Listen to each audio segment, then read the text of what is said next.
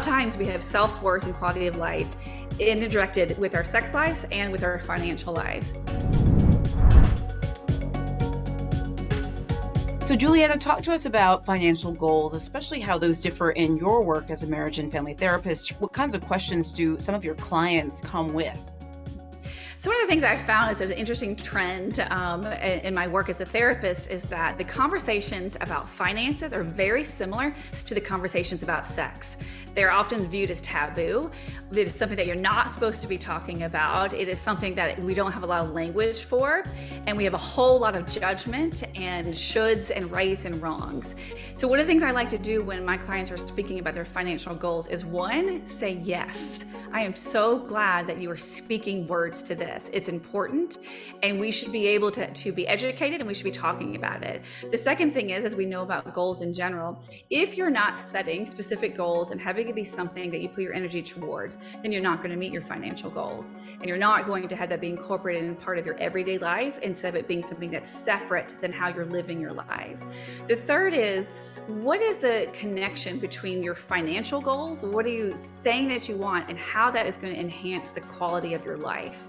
And how is that going to enhance your self-worth? So I want to be very clear about, again, like, what are your whys in this? What are your wants in this? And how is that going to enhance the life that you say that you want? Excellent. Rosie, the space feels, more finite, right? It doesn't always feel in our control as some of the other spaces like exercise or meditation. How does this change how someone might approach this conversation about finances and what options there are? Yeah, I mean, this is it truly is a great question. I mean, I grew up in an environment where we didn't have much, I grew up with having lack mentality, and I know a lot of people who have, and the way that this affects your overall experience in life, I mean, it sometimes can feel like it's completely out of your control, and for some people it is. I mean, make no mistake, changing your mindset around finances with what you have and really focusing on how what you have best serves you in a positive way can really begin to at least change the way that you feel about money. The only way to really take control of our finances, honestly, is to spend time on them. When it comes to finances, where clients ask for help is really only two areas. One of them is organizing their financial information so that they have access to the information, whether it's receipts and paper stuff and file folders, or what gets digitized, and take advantage of all of the automated ways in which we can have that humming in the background. The people who are the most in control of their finances spend time checking their bank accounts, checking the bills they have to pay, literally almost every day, which is a radical concept to most people.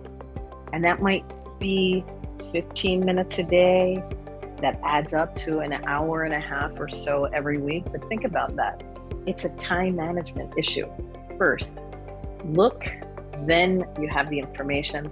Then you have the information that will inspire different behavior.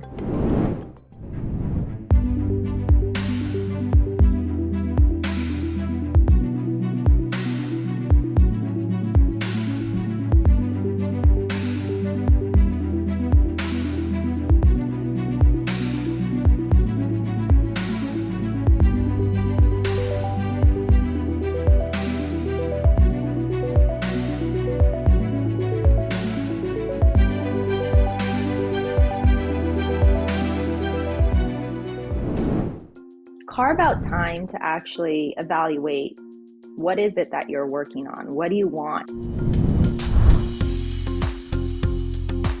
Financial planning is ongoing. It never ends. Every year, things change. So you got to ask yourself, where am I now? What's going on in my life right now in my finances? What's my budget? What's the money coming in, going out? What's in my savings, investment, debt?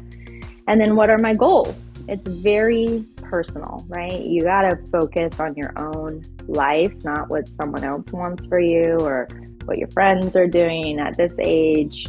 And then from there, you just say, okay, how am I going to optimize everything in order to reach these goals? It's so part of financial learning to do 2 steps forward, 1 step back. It's life in general, right? We're like, yeah, I'm making all this progress. I'm never going to overspend on online shopping again. And then next week you get stressed or something happens and you overspend on online shopping. So don't punish yourself when that happens. Just say, okay, that happened. That's part of the course. Now I'm going to get back on course and continue to make the progress, right? Life, it's never straight line. I don't know about you. None of my relationships have ever been like that. My business has never been like that. My goals have never been like that. There's all these twists and turns. And then eventually I'm like, I'm here. Now it all kind of makes sense.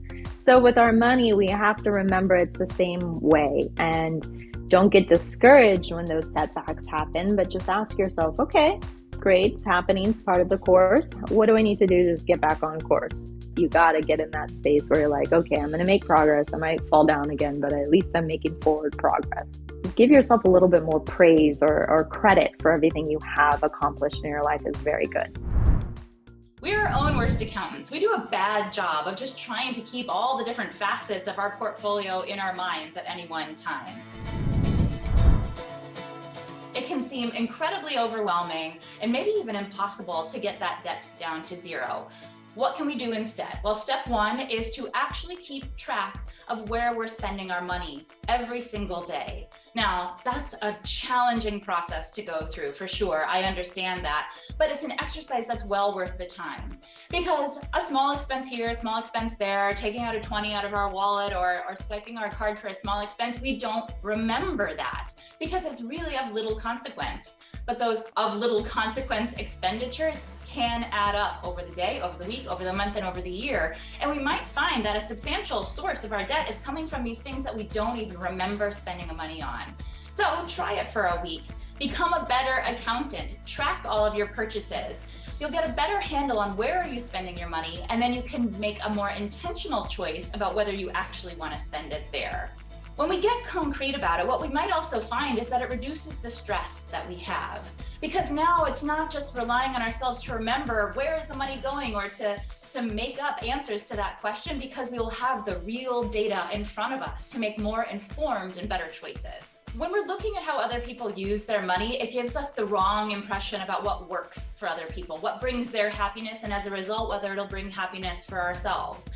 What other people present to the world is exceptionally curated. It's not a true reflection of what they're doing, what their life is like, and how they spend those resources that they have. But it does serve as a very visual source of social comparison for ourselves.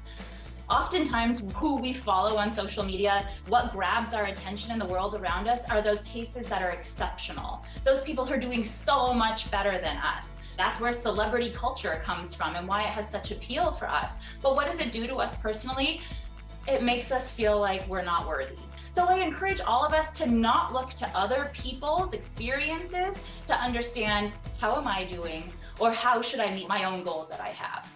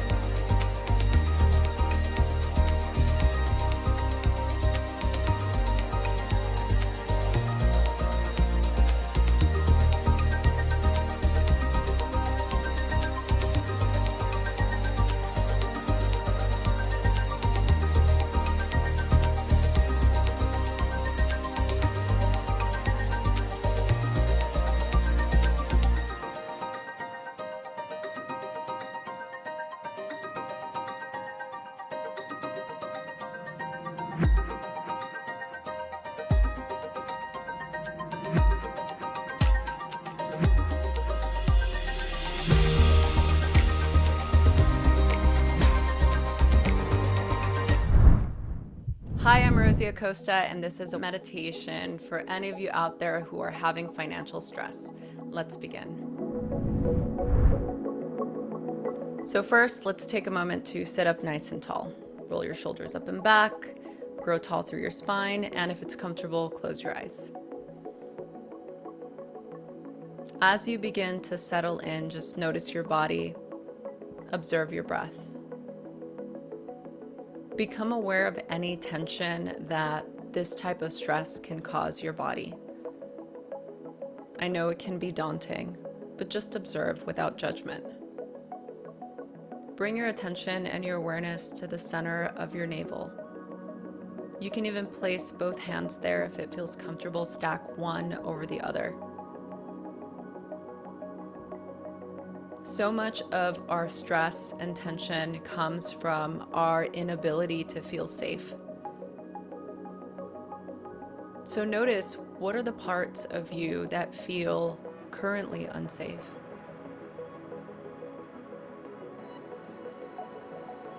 And now acknowledge that where you are in this moment, in this space, in this time, you have everything you need in this moment, right here, right now. Relax any tension in your body. Know that everything you need is right here, right now, in this perfect moment. Take a deep breath in. Nice long exhale. Feel free to stay here as long as you like. When you're ready, slowly begin to lower your chin, blink your eyes open, and come back into the space. Feel free to do this practice anytime you're feeling tension around your finances. I always recommend, if it's something that's causing you a deep level of stress, it's always great to talk to a professional that can help you work through this. Thank you so much, and I hope that this practice serves you in some way.